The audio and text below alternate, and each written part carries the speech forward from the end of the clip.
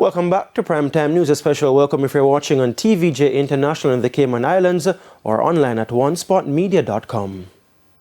Up first this evening, the bill intended to transform Jamaica into a republic is days away from coming before Parliament. The announcement was made by Legal and Constitutional Affairs Minister Marlene Malahou Fort in Gordon House on Tuesday. The news signaled the imminent culmination of years of work involving various stakeholders. Our reporter Dwayne Anderson was watching Tuesday's proceedings in Parliament and now joins us live. Dwayne, what happened today?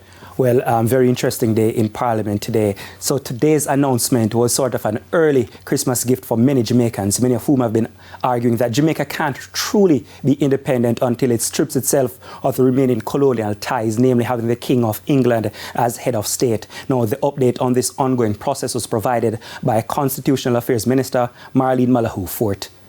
I am pleased to inform this Honourable House and the people of Jamaica that review of the bill to amend the Constitution is far advanced.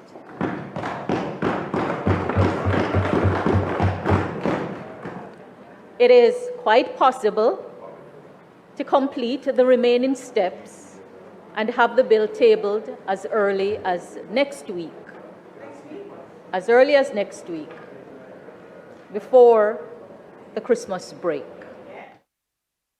No, the bill coming to the lower house is one thing, but completing the process, there will be another long, relatively long process lasting months. And at the end of that, hundreds of thousands of Jamaicans will ultimately have the final say on which direction the country goes. We have not had a referendum in independent Jamaica. And there are talks all over of the challenges that the holding of a referendum pose. But there is no escaping the approval of the people in order to make the changes to achieve the agreed national goals. So really, what is the timeline we're looking at before the referendum?